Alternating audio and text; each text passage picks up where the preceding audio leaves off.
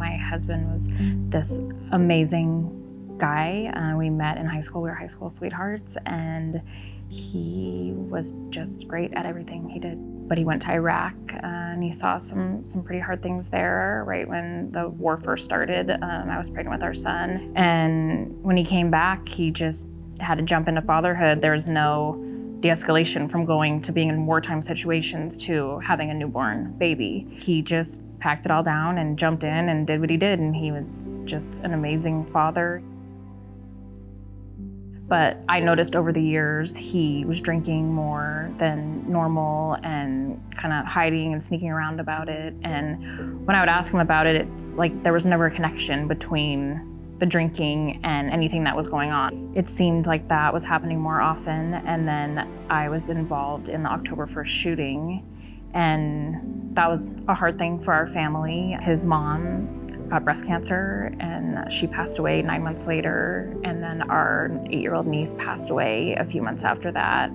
So we had some pretty significant family tragedies happening, and that was also during COVID. And he just took a significant downturn in that time.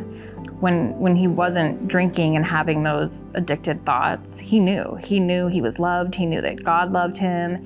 He knew that there was hope and that his life wasn't over. This wasn't like a tarnish on his life.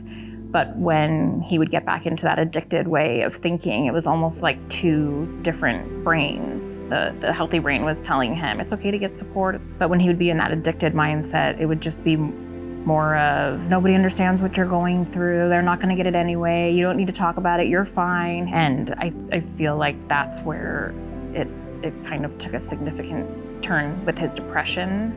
He ended up continuing to struggle with alcohol, and we had to separate because of it. And we had a friend pass away about a year before that, and he committed suicide. And Mike wouldn't even go to his funeral because he just was like, who does that? He didn't understand it. And in his mind, in the next 18 months, he went from feeling that way about it to taking his own life in January of last year. I would say healing from something as traumatizing as this, it's not a linear journey. There's so many waves and stages of grief, and I feel like when someone's been taken from you in such a traumatizing way, it's so hard to process. I know even for my own kids, hearing some of the stories through church, they feel like, but I've been praying, why hasn't God rescued our family? Or why did it end this way for our family? Why did my grandma still pass away from cancer? Or why was my mom in, this shooting? Or why did my dad why was he not saved? Like some of these, does God not care about our family? Or does he only help certain people? When people hear our story, they're like, holy cow, all those things have happened to your family in the last 6 years. And it's like, yeah. And it's like, don't you go to church? And that's it's an honest response from people that, like, how do you even still believe in God? How do you still pray? How do you still want to have joy and want to go forward? So I feel like with our grief journey, it's helped to kind of acknowledge that, yes, there are people that their story is, they make it through and their family has a different outcome. But for us, God is still with us and God is still in it. And even though Mike's story and his life didn't end the way we hoped that it would end, that our story still has to go forward. And there's still things that we can use as a family that could maybe help other people.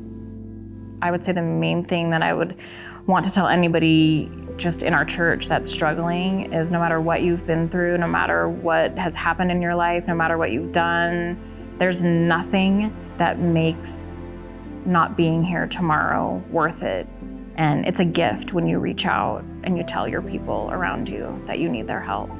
Your mental health is worth it. It's a big deal. Like, it's okay if you're not okay. And if you need help, you're still the same strong person, and actually asking for help makes you even stronger because you're gifting your family with the presence of you.